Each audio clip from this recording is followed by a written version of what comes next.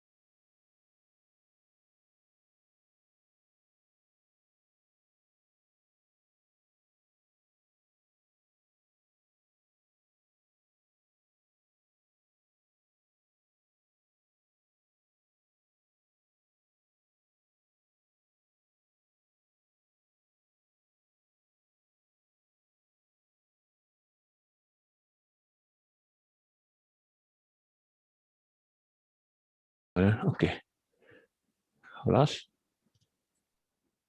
السلام عليكم.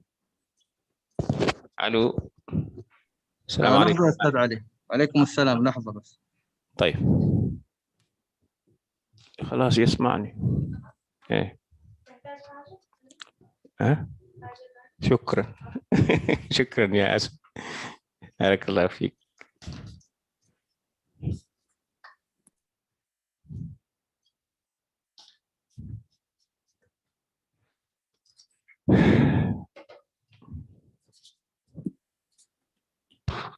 سنبدأ بعد قليل إن شاء الله. Nous allons commencer dans un instant avec la volonté d'Allah. هل تسمعونني؟ نعم صوتك واضح. هنبدأ بعد شوية. البروفيسور رحمة معنا. معكم. السلام عليكم. وعليكم السلام. Hello, كيف حالك؟ Professor. السلام عليكم. How are you? السلام. Alhamdulillah, I'm fine, thank you.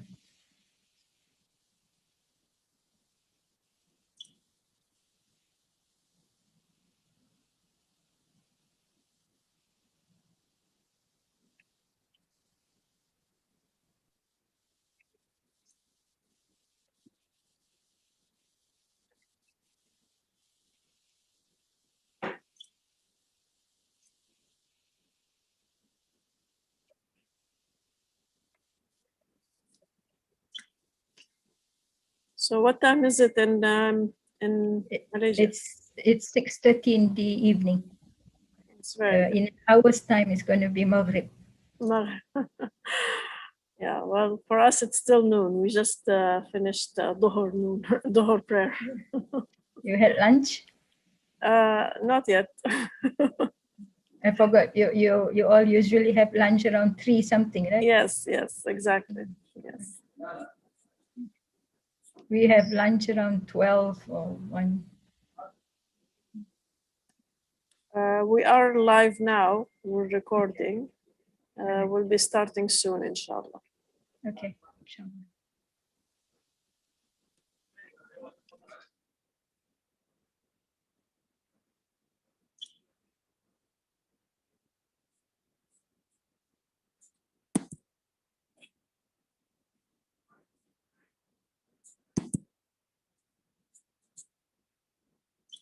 نبدأ. Okay. بسم الله الرحمن الرحيم والصلاة والسلام على سيدنا محمد وعلى آله وصحبه أجمعين. Excellencies, colleagues, ladies and gentlemen, Assalamu alaikum wa rahmatullahi wa barakatuh. Allow me first to introduce myself. My name is Maha Aqil. I'm the Director of Social and Family Affairs at the OIC General Secretariat. It is our pleasure to welcome you to this lecture, which comes as part of the OIC monthly lecture series aimed at broadening knowledge and exchanging expertise on various issues of interest and latest developments in the world.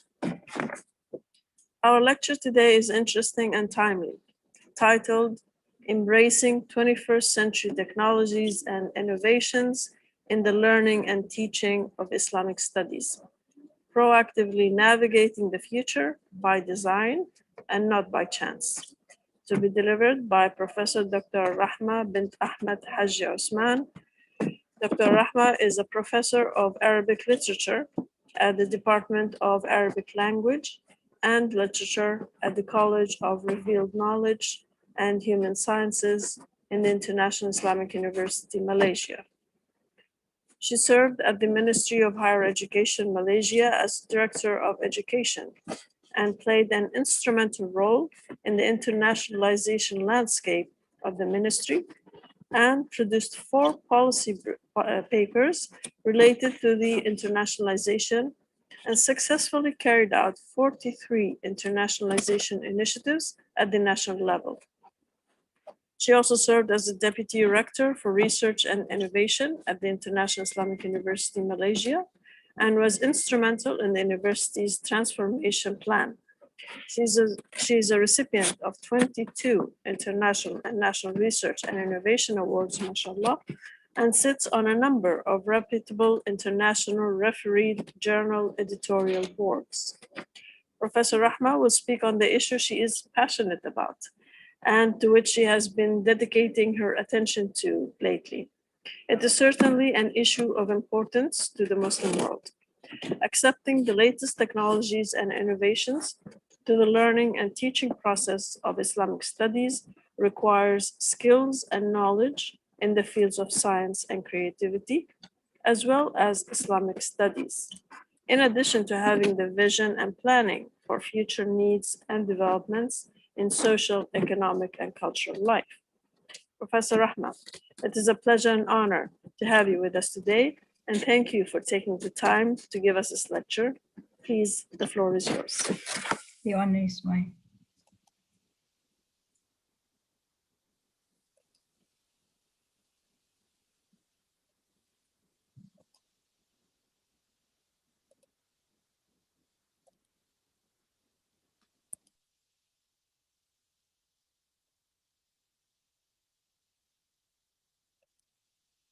Can you see the screen?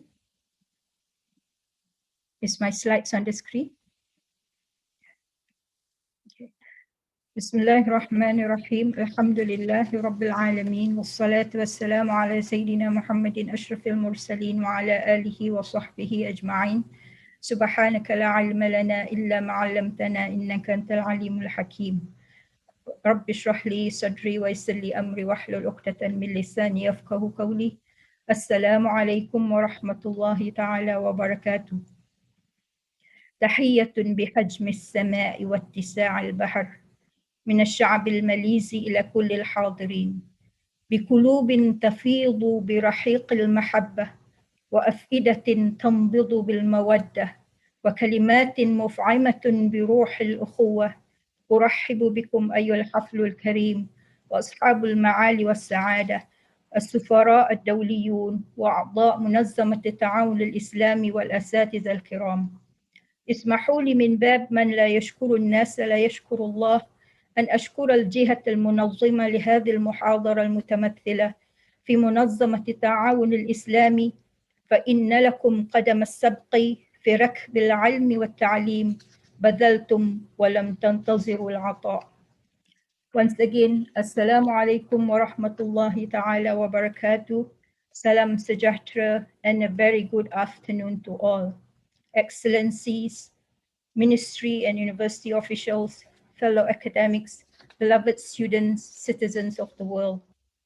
I'm thrilled and honored for being given this opportunity to address the esteemed representatives of OIC member countries and share my thoughts and views on the topic of embracing 21st century technologies and innovations in the learning and teaching of Islamic studies with the tagline, proactively navigating the future by design and not by chance.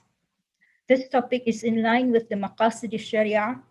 It addresses the concerns highlighted in the OIC Plan of Actions and the challenges addressed in the SDGs and responds to the UNESCO's 4 pillars of learning.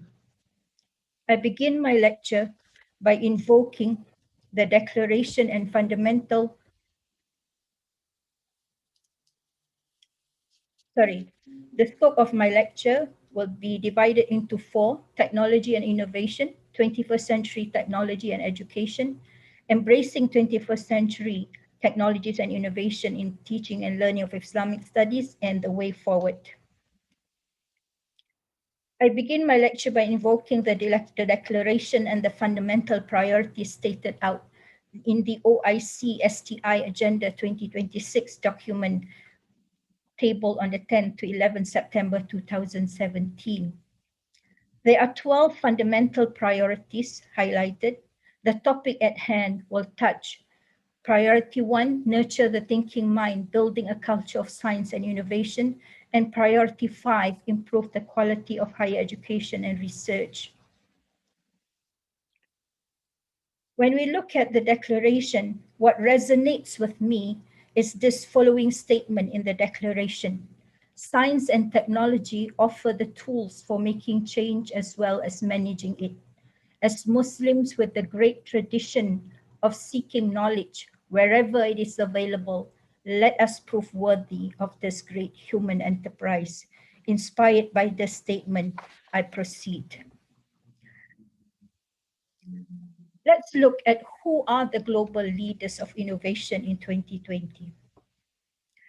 When we look at the top 3 innovation economies in the Global Innovation Index 2020, we find United States of America, Canada, Switzerland, Sweden, United Kingdom, Singapore, Republic of Korea, Hong Kong, China, and in Northern Africa and Western Asia, we find United Arab Emirates, Alhamdulillah, and we find in Central and Southern Asia, Iran, the Islamic Republic of Iran, and Kazakhstan. And in the top 3 innovation economies by income group, we find Malaysia.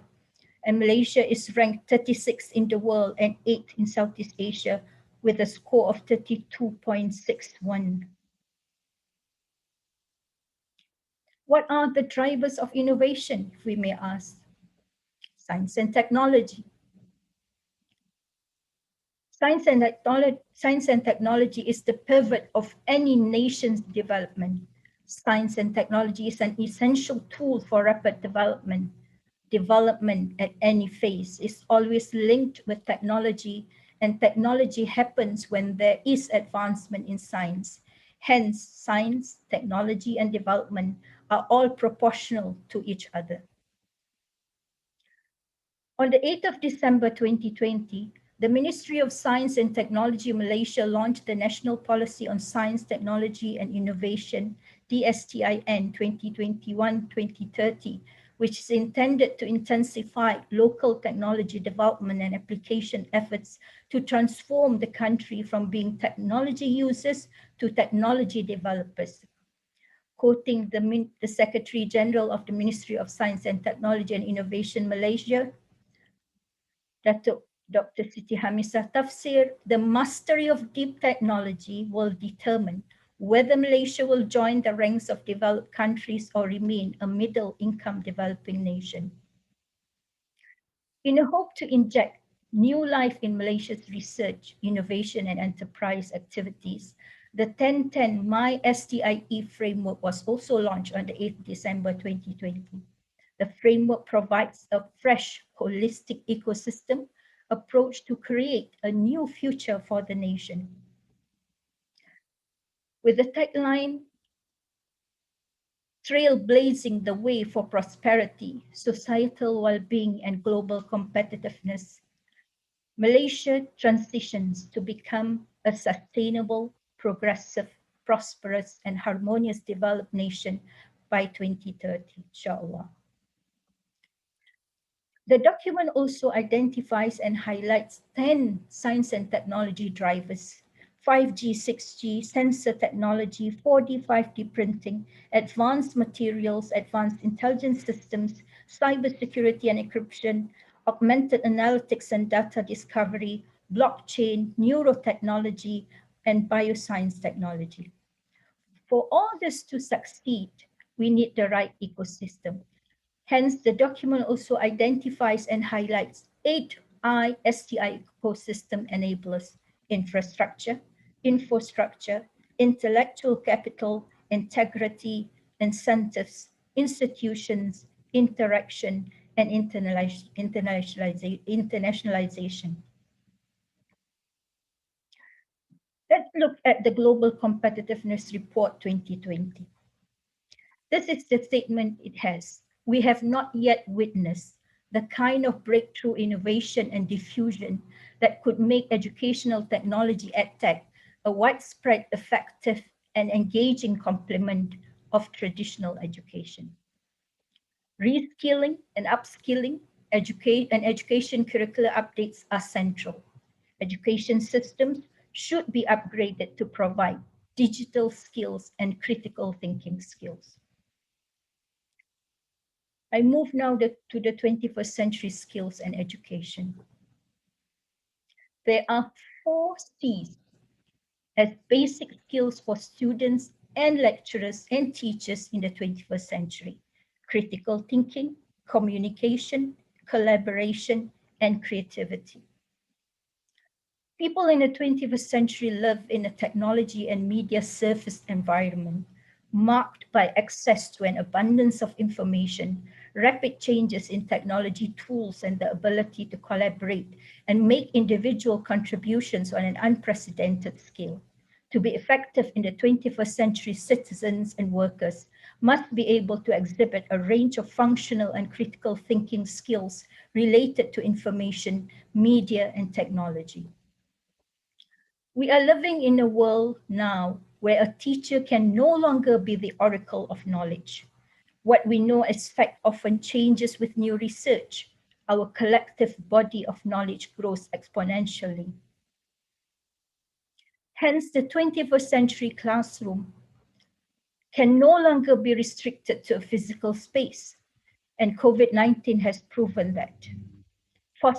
It needs to be fostering the productive habits of mind, instill a love of learning, provide opportunities to work productively with others, think critically, solve problems, both real and hypothetical, demonstrate new learning in creative and innovative ways. In other words, the 21st century classroom needs to guarantee student proficiency in a core curriculum of knowledge and skills which will stand the test of time in a range of subject areas. We move now to the technologies in teaching and learning of Islamic studies. I would like to quote Richard Riley here, Preparing the Future. We are currently preparing students for jobs that don't yet exist, using technologies that haven't been invented in order to solve problems we don't even know are problems yet. Now, what has the Islamic tradition have to say about this? If we look at the Islamic tradition, then we find these statements. أحسنوا تربية أولادكم فقد خلقوا لجيل غير جيلكم. Improve the manner you teach your children. They were born for a different generation. لا تؤدبوا أولادكم بأخلاقكم لأنهم خلقوا لزمان غير زمانكم. And this was said by our scholars way back in the 600s. Now, I would like to share some of the examples of innovations in the field of Islamic studies. I would like to begin the list of innovations with an innovation of my own, ED1 Share, which I collaborated with Dr. Fiham Ghalib, Ahmad Raghib, Dr. Murni, Zamri, Atika, Abizar. So it was a collective effort from industry, academia, and the community. And our tagline was now everyone can learn Arabic poetry.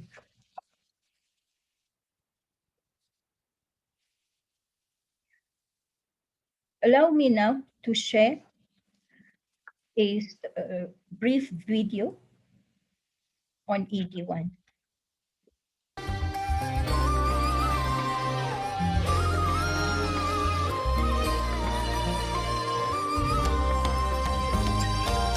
بتعقد ليه في حياتك وبتحزن وتتأثر لو كنت ناسي تذكر سيرتنا بينا وفكر اسمع كلام وتفاءل بشر ولا تنفر ووحد الله في قلبك قادر في عسرك يسر صلي على النبي وتبسم ده النبي تبسم وتبسم ده النبي تبسم اللهم صلي عليه صلي على النبي وتبسم ده النبي تبسم وتبسم ده النبي تبسم اللهم صلي عليه وصلي وادعي من قلبك هيبعد الهم عنك طول ما انت مؤمن بربك هيكون عند حسن ظنك وقول يا رب انا عبدك راضي بقضائك وعدلك. So as demonstrated, ED1 is actually an outcome of our PRGS prototype research grant fully funded by the Ministry of Higher Education. We have secured, it's available in App Store and Google Play Store. We have, alhamdulillah, secured 4 copyrights and won 8 innovation awards, including 3 gold awards, 3 special awards, outstanding e-learning mobile apps award, professional special awards, Al-Hawarizmi award, and 2 silver awards, alhamdulillah. The spirit behind this innovation is embracing technology. Realizing and observing the 21st century's avalanche of technology in education, we realized that the necessity to reassess, re-evaluate, and reanalyze and reformulate the methods taught to teach Arabic language and literature is inevitable, especially when we look at the existing scenario, illustrates the preference and reliance on interactive programs and gadgets. Hence, interactive methods to be introduced in Arabic learning and teaching was also inevitable. ED1 in a nutshell. Traditionally, a normal lesson of Arabic poetry entails students and lecturers to transport to class voluminous relevant Arabic textbooks and references. And a student may look like this. This is Zamri after coming out of class of Arabic language and literature. See how heavy the books are. So the idea is to bring all those relevant references in one place. And that's what ED1 is in a nutshell. It is available, as I mentioned, in App Store and Google Store, and it is supported by a website for lecturers. And as soon as you download this ED1 from Play Store, App Store, you will find a list of poets and poems. And when you click at any poem, it will provide you an audio to read and recite whatever Arabic text there is to assist students in pronouncing the Arabic text correctly, because it's from a native Arabic speaker. It's also assisted by a translation of the poems, both a brief translation, both in English and Malay. And as soon as you click any bayt min al-abyat al-shi'r, any stanza of the poems, it will display mufradat, i'rab, tarjama, surah, صوت, الجانب البلاغي, التصوير الفني, and معنى الإجمالي, and all at a click of a button. What was far-fetched in the past is made possible with ED1. Using ED1, students and lecturers no longer need to experience the inconvenience of teaching and learning of the past, and by a click of a button, spectrum analysis of poems are displayed. And it is also equipped, as I mentioned, with the ability to audio present, and built in are countless sets of interactive exercises. ED1 keeps the students glued to the screen and are dazzled by the artistic beauty of Arabic poetry, subsequently augmenting them with a corpus of Arabic literary lexis. Now, everyone can learn and enjoy Arabic poetry. ED1 brings all together the 6 essential elements of learning in the 21st century: connective, generative, associative, interactive, constructive, and reflective learning. It is also aligned to the Malaysian Educational Blueprint, to the document Framing Higher Education 4.0, Ministry of Higher Education Malaysia, to enable the learning process to be made just in time, just enough, and just for me. It subscribes to the International Islamic University's University Community Engagement Cluster 4 Education and Skills, Cluster 7 Social Services, which embraces the spirit of Service Learning Malaysia University for Society, SULAM. It also facilitates the Ministry of Higher Education of Malaysia's policy on flexible learning pathways in Malaysian higher education. It addresses the Malaysian Grand Challenge, education, and smart technology and systems. Now I would like to introduce some of the young innovators in Islamic-related studies in universities in Malaysia. And I am very proud to inform you that most of these innovators were our students, my students in the Department of Arabic Language and Literature, and now they are lecturers and innovators in public universities. And all these are award-winning lecturers, yeah? They created Arabic for You, eFlip Comics, augmented reality in teaching Arabic to Islamic schools, Kafa, Aysuyah, E-Mufradat, E-Siyaha, Arabic Al-Munawwar, EZ Arabic. And the team from USIM also catered to the needs of the less fortunate, the blind, the learning difficulty, and deaf, and they have won a number of innovation awards as well. VITAB, Visual Impairment Tactile Audiobook Salat, one-stop integrated repository, cross-lingual semantic information retrieval and prophetic food, Global Faraid Game, BIM Ibadah, innovative gamification for global Arabic game, Halal to You simulation game, Halal at School, Hamoudi flashcard. These are all the innovations, among others, that have been produced by these young innovators. Other Islamic innovations across the world, we find iFinance, which is for Islamic finance, NIA, created by FinTech Futures, a challenger banking app. And in Islamic studies, we find Barnamij al-Quran. MashaAllah, this is such an intensive and excellent app. All the references, relevant references about the Quran is in one place, hundreds of them. We have Android Ahadith applications, Bukharipedia Net. We have Kutub al-Sunnah, As-Sahihan, Thesaurus Islamicus. We have Ad-Durar al-Sunniyah.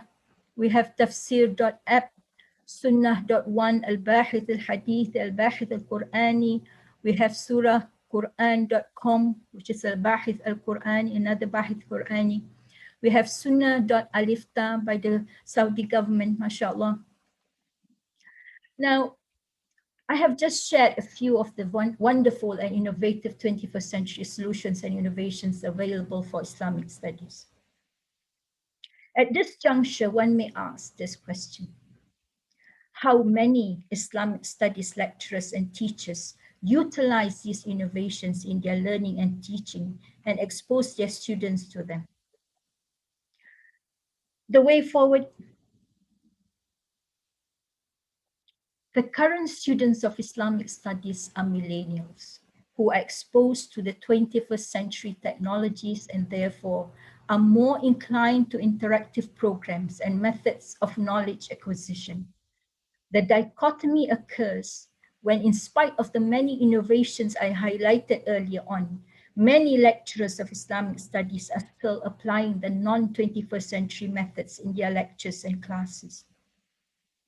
The mismatch is a misrepresentation of Islam and the Islamic tradition, and has resulted in many among the millennials losing trust, hope, interest, and enthusiasm in Islamic studies. The recent statistics on apostasy in the Muslim world speaks for itself. Islam is relevant to all times and generations. Hence, the reskilling, upskilling of lecturers and students of Islamic studies in the 21st century technologies in learning and teaching is evidently crucial and timely. I would like to quote Alvin Toffler here. The illiterate of the 21st century will not be those who cannot read or write, but those who cannot learn, unlearn, and relearn.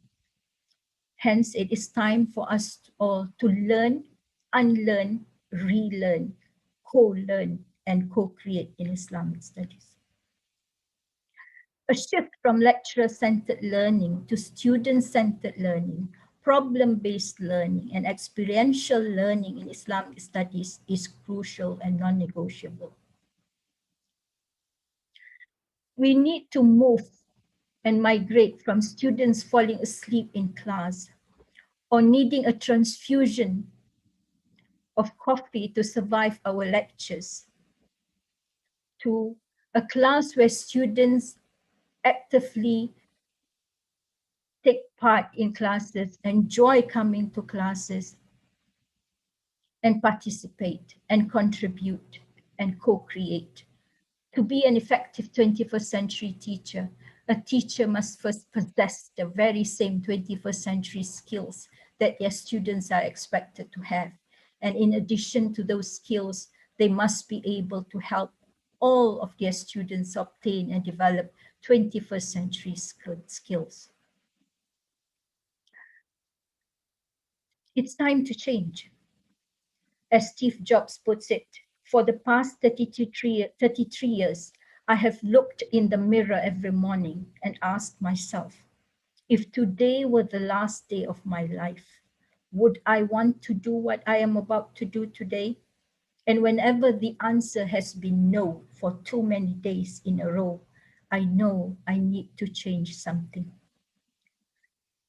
Sayyidina Ali Karamallahu Wajhahu has a very, very strong statement regarding change. Man tasawa yawmahu fahuwa maghbun, ومن كان أمسه أفضل من يومه فهو ملعون ومن لم ير الزيادة في دينه فهو إلى النقصان ومن كان إلى النقصان فالموت خير له من الحياة. Whoever does not increase in knowledge or have any value added every day, he is deceived or cheated. Whoever's yesterday is better than today is repugnant. Whoever does not see an increase in his religion is lost. Whoever is in the state of loss, death is better for him. We need a paradigm shift. We need to move from the old way to the new way. To get what we've never had, we must do what we've never done. We cannot continue to maintain previous practices and expect a different result. Statistics show that there is an economic disparity among Muslim nations. The chart in front of us speaks by itself.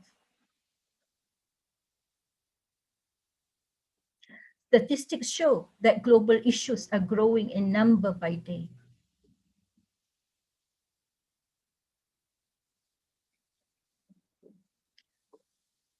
Current global issues are growing in number by day, and the scale of destruction being inflicted on the planet by humans are becoming horrifying.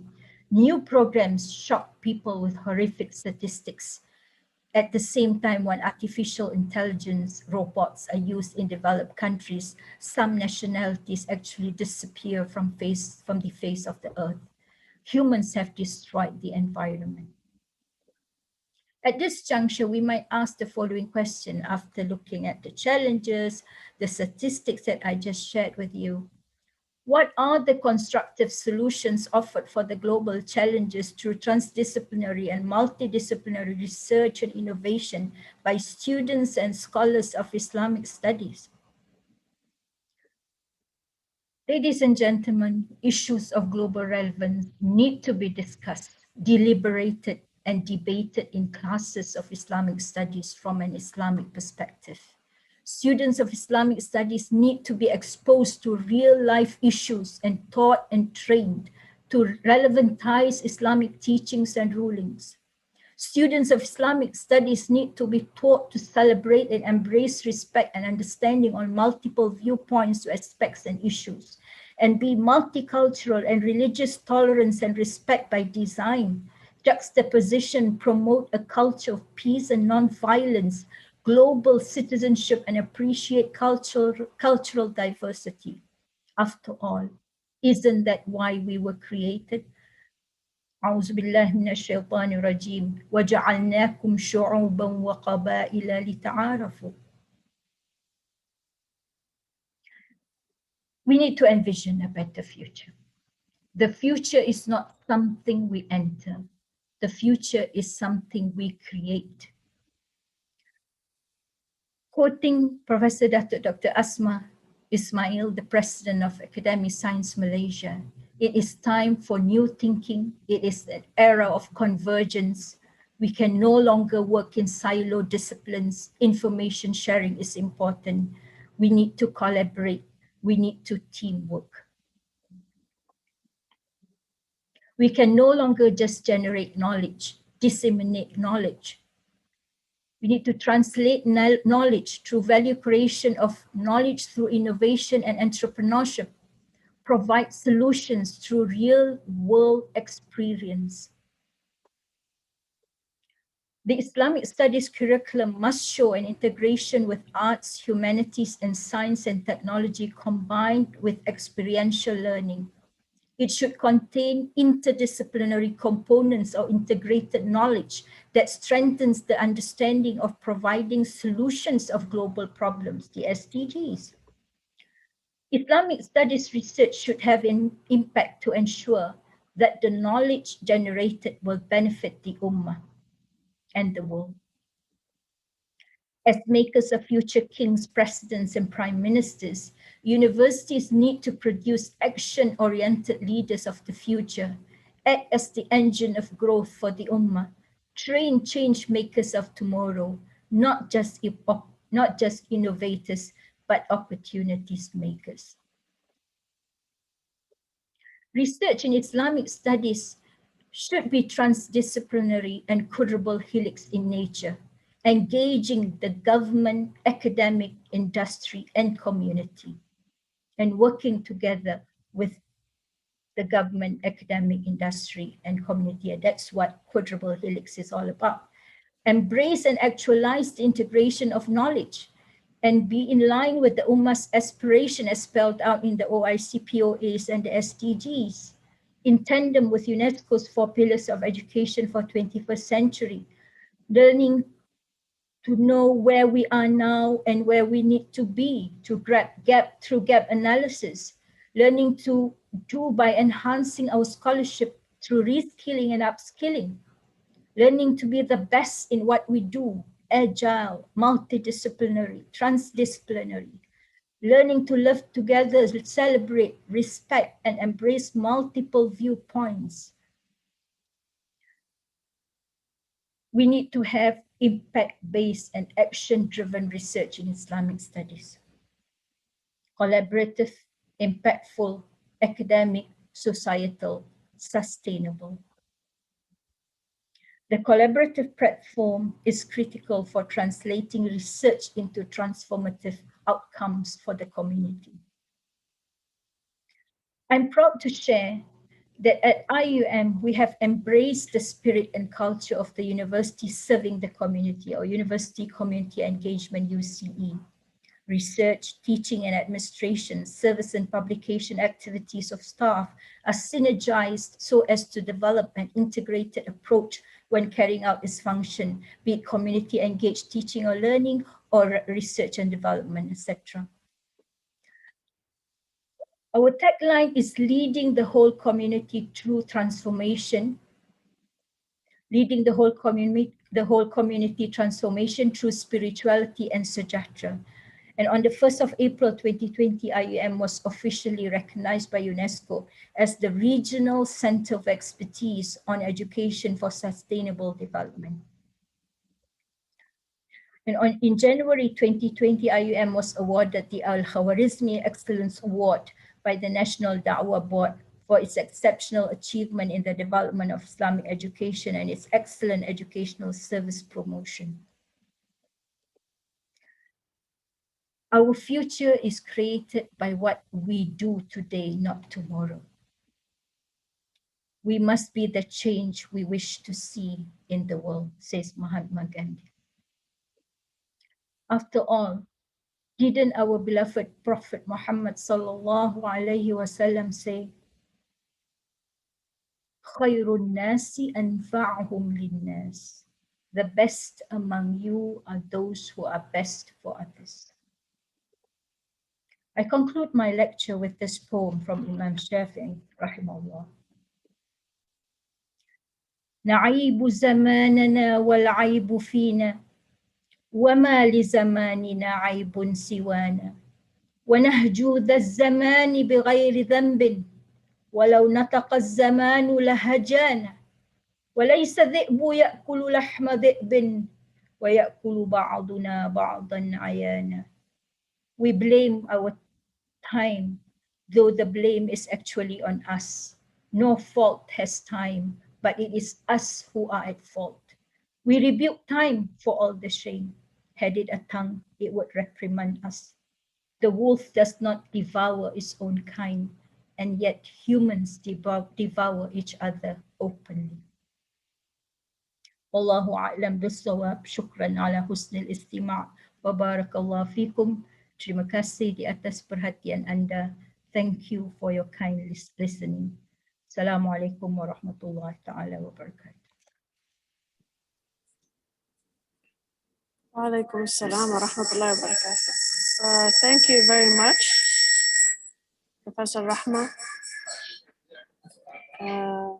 This was a very interesting and insightful lecture. Several things caught my attention. I just want to invite our participants if they have any questions or comments, to write in the chat or the Q&A or raise their hands, and we'll start taking questions now. For the lecture, you gave us a broad view about the status of innovation and creativity in the world, and specifically in the Muslim countries. Of course, you pointed to the very important role of technology today, and how much we need to really invest and focus on technology and development, and match it with our everyday life and needs. And you gave very good examples of applications that were developed by university in Malaysia for Arabic literature, and Arabic is not an easy language, but you made it sound very easy the way the applications are used. So that's very, very important. You also pointed out the need of the teachers and the teaching system to be reformed and changed, because the needs of today and the way teaching is not like before. It has to be developed and innovated, and that we need to have a paradigm shift and create the future instead of waiting for it just to happen. This is just a very short summary of some of the main points. Let me begin by asking you, why do you think there are still a small number of countries in the Muslim world who have reached the high number of, among the top countries with the high number of innovations and research?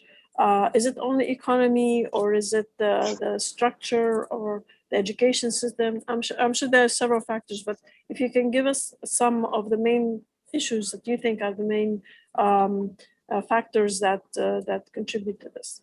Thank you. As I pointed out in one of my slides, in the DSTIN Malaysian government moving forward for 2030, for anything to succeed, we need the right ecosystem. And the right ecosystem involves economy, infrastructure, it's the attitude, it's the support, it's collaboration, it is the whole ecosystem. It's a whole culture. And for any nation to change, you need the realization that there is need to change. Unfortunately, many of us in the Islamic studies, when we hear about technology, etc., it's like it does not involve us. That is something, that's not for our field or specialization. Let other people move, and that is not correct. And of course, it boils down to all boils down to money, having the right and sufficient funds to innovate. I give you an example. Although we have succeeded in creating ED1, but now we need to expand it, evolve it, improve it, and we do not have the funds. So we need to now apply for grants. And for me, coming from Islamic studies, and I cannot be doing this alone. I need to collaborate with my colleagues in the ICT and my colleagues in the architecture to design the interface, the correct interface, people in the industry. So it's a whole culture, Sister Maha. Yes, of course. There's, of course, the support and infrastructure within the community and the country, as well as the broader environment. And also that I showed that slide where there's a disparity, right, in the Muslim world income. Now imagine if we collaborate amongst OIC countries, and I read the OIC plan of action. It is stipulated, it's clearly stated that all the OIC member countries need to work together. And actually, I think I came across something like exchange of lecturers and funds and research grants, etc. But I'm not sure how far and how effective has this taken place. So imagine if all of us chip in and come together. Subhanallah, you know, we are such a huge number in this world. If we come together, my only exclamation or expression is Subhanallah. Thank you. We have a question from the Assistant Secretary General for Economic Affairs, Professor Ahmed Sengundu. Is there a curriculum designed for retooling Islamic studies teachers to learn the skills and methods Professor Rahma is advocating for? Is a textbook or teaching materials that teacher training institutions could use to train teacher trainees accordingly? Yes, there is. And currently that is what we are doing in Malaysia. As I mentioned earlier, I pointed out those young innovators were all from Islamic studies, from Arabic language and literature. Their lecturers were just lecturing, no innovation.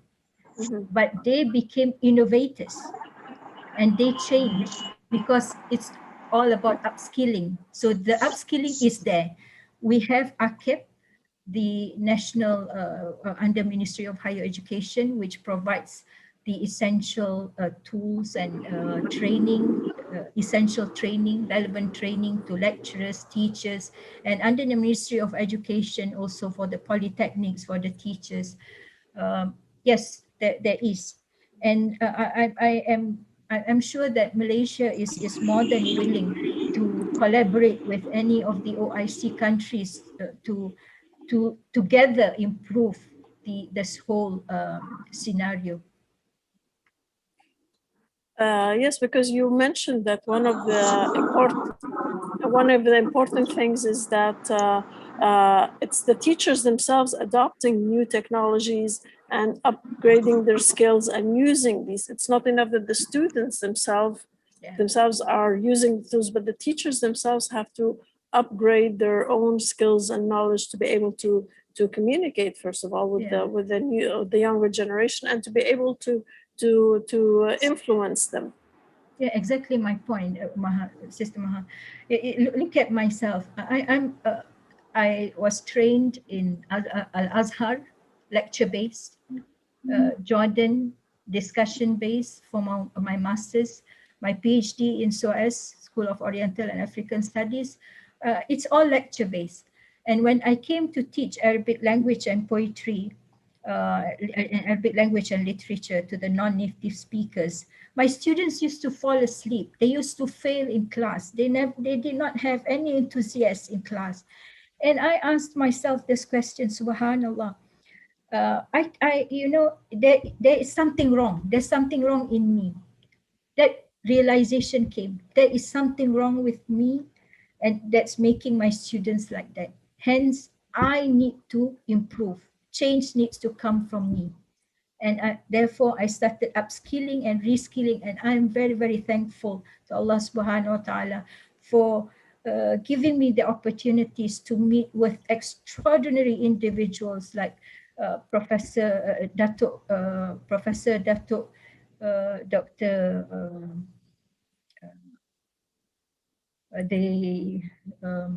Datuk Hamisa, the Secretary General of Ministry of Higher Education, and Datuk Professor Reza Wahidin, the Chancellor, the Vice Chancellor of University Science Malaysia, who was the first, I have to acknowledge this, he was the first to take me out of that environment and force me, he literally threw me in the blue ocean. You learn. He took me to corporate strategy and quality assurance, and I did not know anything. And he made sure that you need to improve, you need to go learn blue ocean strategy, you need to learn this, you need to learn that, you need to improve for the Ummah. That shows the importance of leadership and vision. Exactly. The highest leader in an organization keen on development and organization and developing the skills of people working with him, then that will raise the level of all processes and procedures. Yeah, and Dato' Hamisa, the Secretary of Ministry of Science and Technology, was a great mentor to me. When I was at the ministry, she also used to like just throw me here and there. You do, you learn. I don't want to hear anything.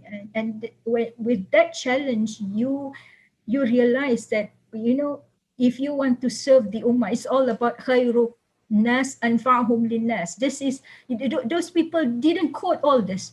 They Yes. just did it. It's like their DNA. Okay. Okay. We are so have- good in quoting, but we don't. Okay, we have more questions coming in from Dr. Ali Safi. He says, thank you so much for your valuable lecture. My question, in your opinion, is there a need to form a national team in each country that includes several bodies, at the forefront of which are the Ministry of Works, Education, Technologies, and Universities, to set a policy agenda to support the adoption of 21st century techniques in learning and teaching Islamic studies? What are the appropriate mechanisms and means to oblige national government institutions to the frameworks, policies, and standards listed on the national team to adopt the aforementioned technologies? I fully agree. We need to have a national body. It's all about, like Professor Dato' Asma Ismail said, it's not the time to work in silos in our own countries or whatever. This is an Ummah agenda. It needs to be made an Ummah agenda, because the one that is suffering is the millennials and after that. And we need to prepare this new generation for the time when we're no longer there. So we need to know that the funds is there. If we work together, the funds is there. We have the expertise. We have the people passionate in the area and are willing to. In Malaysia, and I'm sure in the other Muslim countries, mashallah, the Gulf countries, people are willing to work without and being paid. They just want to contribute. So yes, we need to have a national body, mashallah, if we can. Strategy, a national strategy, and It's synergizing and strategy. and Yes. strategy, yes. We have another question. How can we find and improve the power of creativity and know our needs in the future? Can we improve and empower creativity, or is this something God-given? What Allah has given is enough. We just need to use what Allah has given. Recently, I was listening to a lecture by our president of the University, International Islamic University, Dr. Daud Bakar. He said he was advising us to read about successful people, successful men and women in this world. What they were before and how did they become what they are. It is not just, they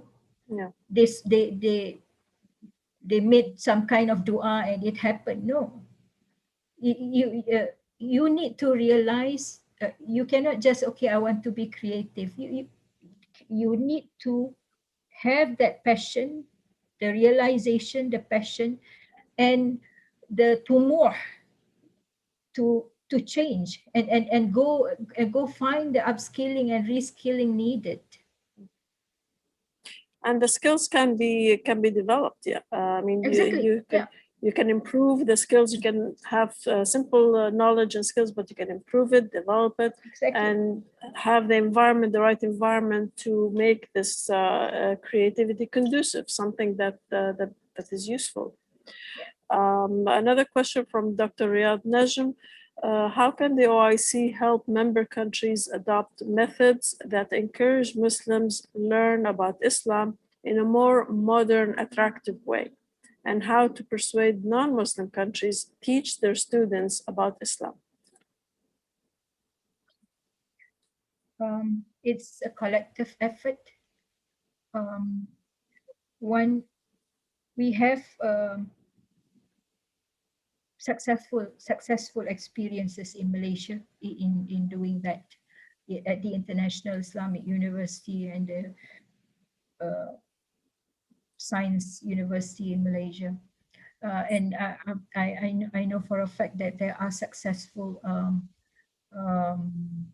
trends and trainings as well available in Oman. I went for my fieldwork recently before COVID in Oman, and I was so shocked at all the technologies in the usage of big data in Islamic studies and all this. So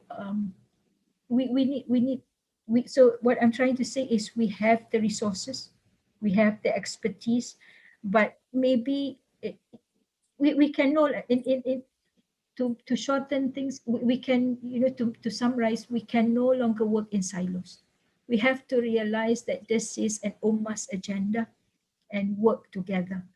And maybe they have not offered help because nobody asked for help. So if it is made a national agenda of OIC,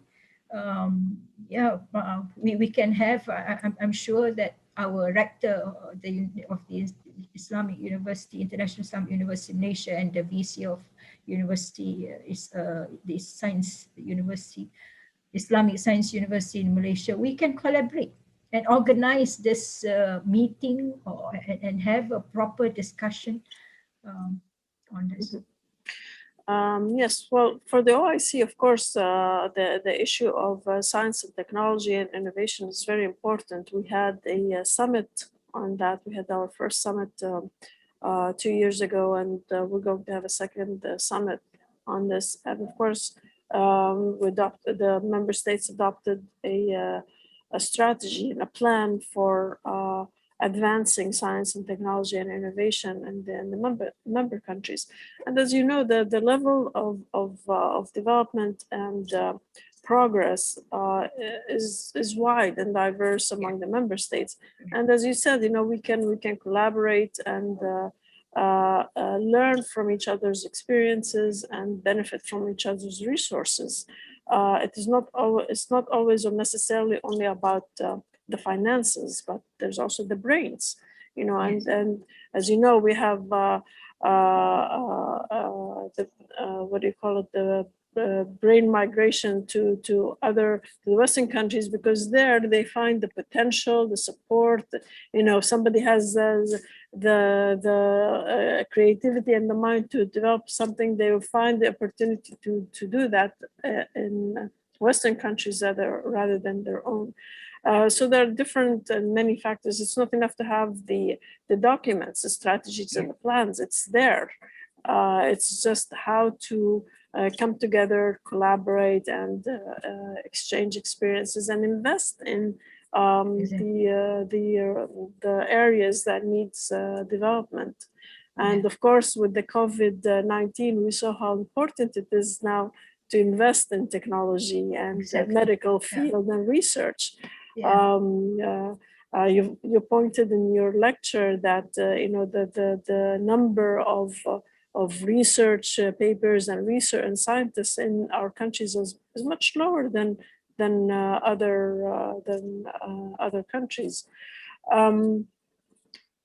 Perhaps one of the things that comes to mind is that maybe there's an interest in the young generation to study and to go into the sciences, but somewhere along the road they drop or they leave these fields because they don't find the support and the encouragement and the investments in this field. Do you agree with that? And do you think there's a solution? Yes. I recently I discussed with some colleagues. It is time that maybe the board that takes care of zakat, wakaf, opens up and see how they can help. It needs to be broadened. The money is there. We need to really, I know so many people who really want to improve themselves and upskill and reskill, but they do not have the resources. So they either give up because the environment is not supportive. And you know, when it's like everyone is in their own world, and you are so bogged down with day-to-day problems, and then with this COVID and everything, people seem to have lost some enthusiasm. And we need to really, you know, the COVID is actually a hikmah. The Malaysian government, the Ministry of Education or Higher Education, has been promoting this online learning way back since before 2007. But, you know, it didn't work. It took COVID for everyone now, yeah, to learn how to teach and submit and carry out exams all online. So it's a hikmah, and Allah subhanahu wa ta'ala is subhanallah rahim. But we don't want technology to overcome our life. I mean, we don't want to depend so much on technology. We still need the human interaction. Technology is a tool. Technology is just a tool. Yeah. We need the human touch. It is the humans that puts the input into technology. It's just wasail. Yeah. We have another question from Dr. Ali Safi. Based on your opinion, do we need a system of control and quality in universities that clarifies the responsibility of the student, the teacher, the head of the department, the dean, and the university administration regarding adherence to new technologies in learning and teaching Islamic studies? This is supposed to be taken care of by the quality assurance unit of each university. Each university is supposed to have quality assurance. And at the Islamic University now, and in Malaysia, I cannot speak about other countries, we need to recheck and reevaluate and reassess our curriculum every 5 years. And so many actually specialization has already been stopped, can no longer proceed because they do not want to evolve. So a very good example, University Malaysia Kelantan, University Science Malaysia, University Science Islam Malaysia, they have brought in like science and da'wah, and these kind of things. UMK, University of Malaysia Kelantan, brings entrepreneurial skills. So each of my former students who are innovators now have to think how to be entrepreneurs, how to create. And also UPSI, University Pendidikan Islam Sultan Idris. Pendidikan Islam, University Pendidikan Sultan Idris, sorry. Yeah. Yeah, this is another issue that you also brought up in your lectures, how many actually use the applications. There's also the issue of marketing and reaching the public. And perhaps this is also related to the question by Dr. Riyad Najm, is that how do we make the countries adopt innovative ways? How do we make the public, and how do we make people outside the Muslim countries to learn, for example, about the tools that you mentioned, and to adopt this? I mean, there's also this problem of marketing and reaching the public. If you notice, most of the innovations I shared were all in Arabic. That's a major problem to me. There's no translation. So if you do not know Arabic, then you don't even, you know, subhanAllah, it was because of this talk I discovered about all this. And when I discussed with my colleagues, it's still uncommon amongst those who are teaching Islamic studies, even in Malaysia. Because if they do not know Arabic well, they do not know how to find it. So again, if we collaborate with the people who can converse in English, in Malay, and make a translation, you know. You click the language that you understand, you because want. if you click the Google translation, yes, it comes, but sometimes you know, it changes the whole It's not- scenario. Yeah. So Yeah. yeah, it creates fitna actually. Yeah, so yes, this issue about language, you know, having Yeah. all these applications accessible and available in other languages is very important. Yes. So maybe we need to invest more and do more research in that area. Yeah, work together. We need to work together, Malaysia and the Middle East, and you know, we need to pair them. And this is what we need to finalize and discuss in this national agenda meeting that Dr. Mentioned earlier. Yes, yes. Also, the other thing is that what you mentioned about the classroom itself, you know, the way that we teach has to change. But again, that's also depends on the environment, on the socioeconomic conditions in a particular city or community. So, but regardless of that, we still need to change and develop our methods of teaching in the classroom environment itself. Yeah. And if it's not for COVID, let's say if a class teaching ahkam, fiqh, usul al-fiqh, about marriage, etc., instead of just having the classes in the classroom, in the lecture hall, take the students, make it project. The problem is, in one of my slides, I said we have to move from lecturer-centered to problem-based learning. Send the students in groups to go to the religious department and just observe what is going on, what is the problems on the ground, how does the staff in the religious department interact with people, how to improve, what are the solutions that these youngsters, they look and they have ideas. So that is taking, that's why I said the 21st century classroom can no longer be restricted. The whole world is a classroom. Yeah. It gives you so many options right now to study whatever you want, to whenever you want. So it's more flexible, and there's so much knowledge now that is available. Sometimes it's even overwhelming to have this so much resources available. Exactly.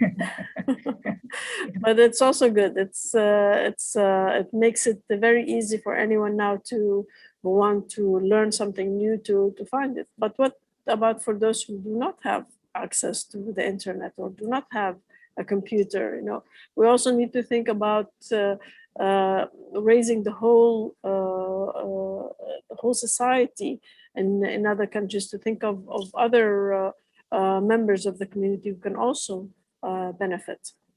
Yeah. So for all innovation, let's say those who created those apps, it can also be made into just a cassette, you know, and a booklet that can be used, can be marketed in places where they are less fortunate in this thing. So it has to have versions for each innovation according to the needs. So this is why quadruple helix is important. When you create something, when you innovate something, you have to bring in the community, academic, the industry, the ministry, to know that this innovation is going to benefit the ummah. I have another question. I also noticed from the slides regarding the innovators, mashallah, in Malaysia, the number of females is much smaller than the males. And then we recently celebrated the International Day of Women and Girls in Science and Technology. Do you have a particular point of view on this issue? I don't know how to respond to this, but even in class, you know, even in class, we lecturers have observed this. Those who participate and are girls, so you need to. Like I created, I used to use Padlet in class while I'm teaching, And those who are shy to speak, they will use the Padlet and gossip and chat with me what their views are. And it was remarkable to see, oh my God, I say, I don't even hear your voice in class, but your ideas is excellent. Why? I don't know. Yeah, but I think whoever has to go through what a woman goes through in life, Yeah. yeah, gives them that, yeah, But there is survival still skills. Yeah, yes, exactly. But Yeah. it's even at a younger age. I mean, we notice that less number of girls go into the STEM fields, science, technology, engineering, and mathematics fields compared to boys. Even though once they are in school, they do pretty good. I mean, and we have fantastic scientists and achievers, high achievers. In the Muslim world, but the numbers are still small. I mean, there's still gender biases, discrimination. Maybe the girl, even from the younger age, she's told that, no, science and technology and medicine, this is not for you. You should go to more into social, humanitarian, or the arts. Do you feel this is still the case today, even though we are using more and more of the technology, and more of the younger generations, they realize the importance of technology? Yes, unfortunately, there is the state. Yeah, I've heard from my own students that they just have to give up because sacrifice is not giving up. They just have to sacrifice, and I don't know, the nature of women. They are so willing to sacrifice for so many things.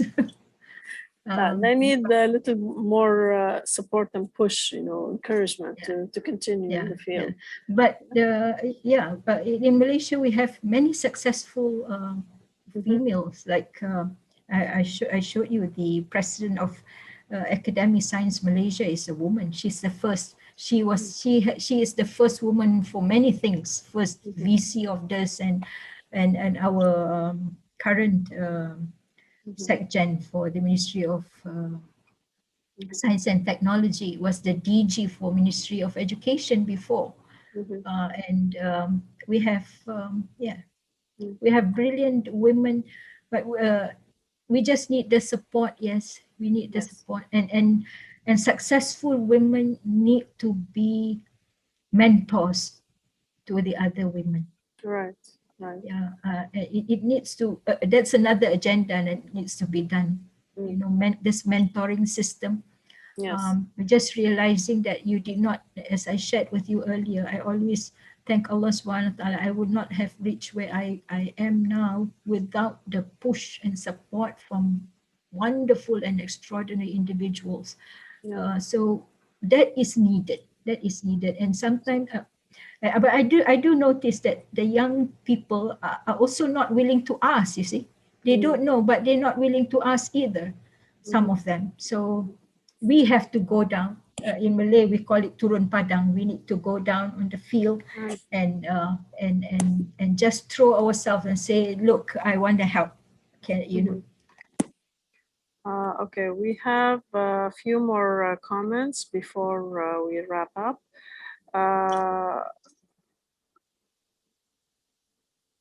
Let me see here.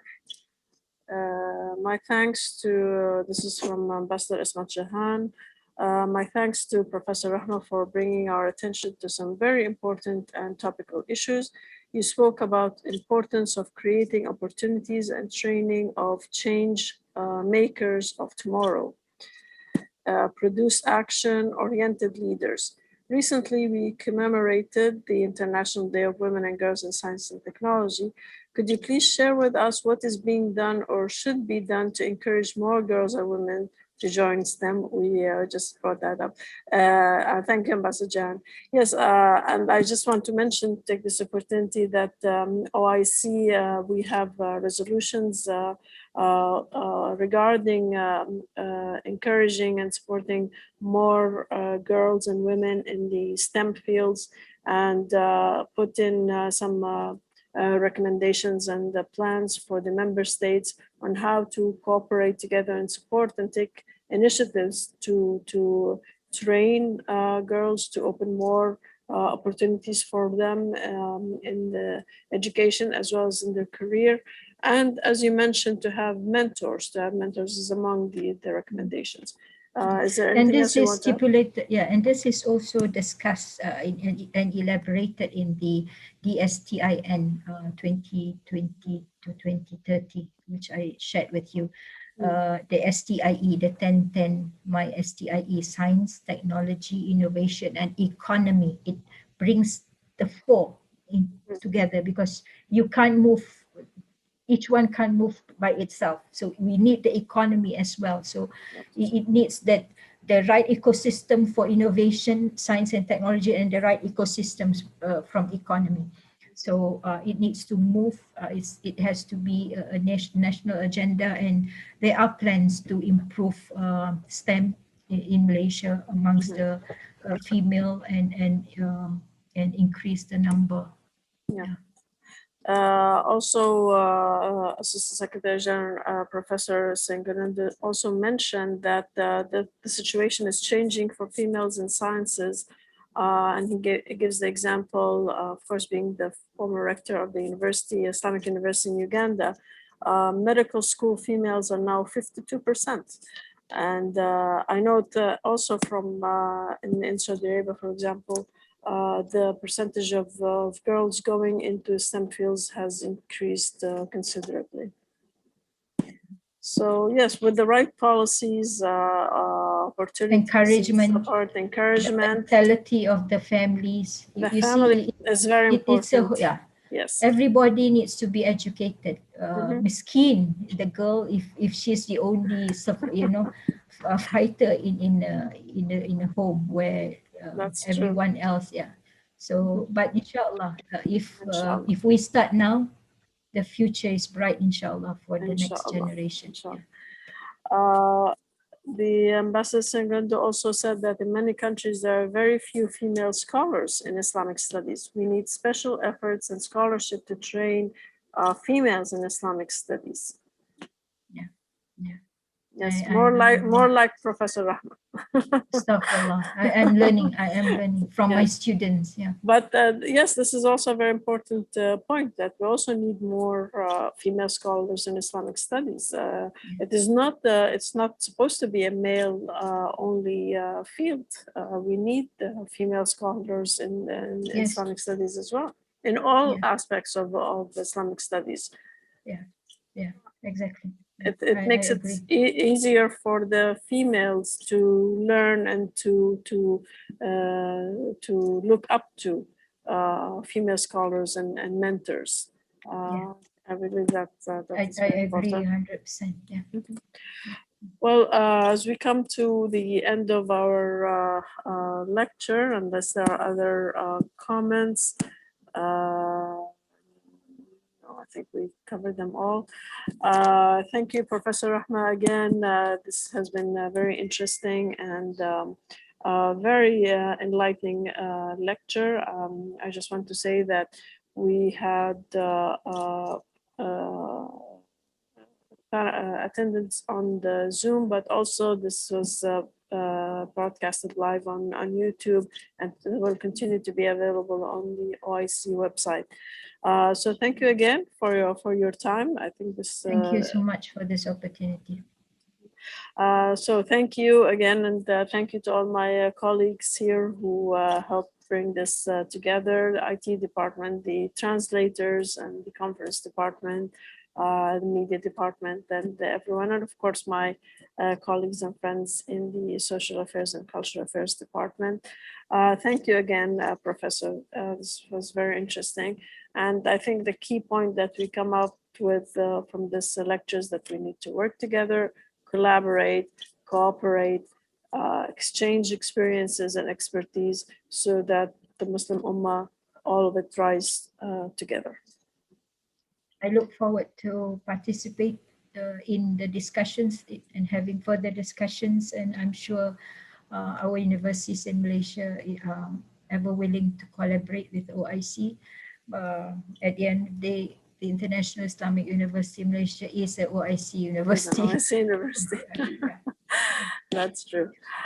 Thank you very much. Wassalamu Thank you. alaikum wa Jazakumullah rahmatullahi wa barakatuh. Shukran Alaikum jazeelan salam lak. wa rahmatullah. Wa alaikum assalam wa rahmatullah. Shukran.